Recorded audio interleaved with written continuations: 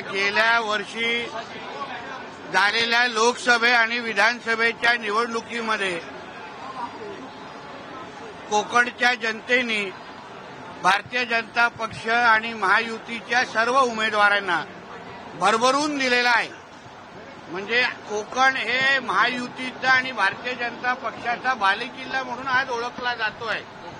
आणि म्हणूनच गेल्या 13 वर्षापासून पहिले आम्ही बसेस सोडायचो आणि मग नंतर मोदी एक्सप्रेस आम्ही सुरू केली आणि गेल्या 13 वर्षापासून एकही वर्षी न चुकता सातत्याने लोकांना आम्ही त्यांच्या गावी घेऊन जाण्याचं काम आपल्या कुटुंबाबरोबर गणेश उत्सवाच्या निमित्ताने आम्ही करतोय।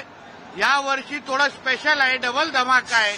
या वर्षी 2 ट्रेन सोडणार आहेत, कारण का आमचे खासदार सन्मान्य राणे साहेबांचा मतदारसंघ हा रत्नागिरीपर्यंत आहे आणि म्हणून सगळ्या रत्नागिरी सिंधुदुर्गच्या जनतेचा आभार मानण्याच्या दृष्टिकोनातून ही ट्रेन आज आम्ही 2 दिवस सोडतोय।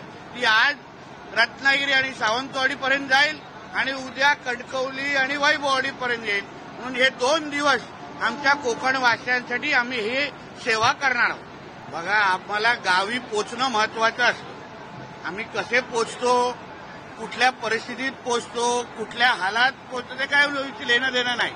कोकणवासी म्हटलं तर गणेश चतुर्थीपेक्षा मोठा सण आमच्यासाठी नाही। मग ऑफिसमधला बॉस असेल, घरातले नातेवाईक असतील, आमच्या मुंबईतल्या घराला कुलूप लावून सगळ्याचे सगळे आम्ही गावीच असतो। आणि म्हणून रस्ता असो, फ्लाईट असो, आज हे ट्रेन असो आणि काही दिवसामध्ये समुद्राचा पण मार्ग आहे, त्याच्याने सगळ्या मार्गाने आमचे कोकणवासी यावेळी भारतीय जनता पक्ष आणि आमच्या महायुतीच्या सरकारच्या आशीर्वादाने आज कोकणाकडे जातात। बघा, शेवटी कोकणी माणसांनी ठाकरेंना किंवा त्यांच्या उभाटाला भरपूर वर्ष संधी दिली। संधी नाही दिली असा विषय नाही, पण शेवटी आमची एक पिढी बाद होते। तुमचा आदित्य, तुमच्या घरातली मुलं नोकऱ्या करतात किंवा व्यवसाय धंदे करतात, तुमची घरातली मुलं BMW मर्सिडीज चालवणार आणि आमच्या घरातली मुलं घरी बसणार, असं चालणार नाही ना। आम्हालाही रोजगार पाहिजे, आम्हालाही उद्योगधंदे कोकणात पाहिजे। आणि म्हणून वारंवार संधी दिल्यानंतर जेव्हा उभाटाकडून आणि ठाकरेंच्या लोकांच्या लोकप्रतिनिधींकडून काय होतच नसेल, म्हणून कोकणी माणूस सुज्ञ आहे, त्यांनी आपला पर्याय निवडला।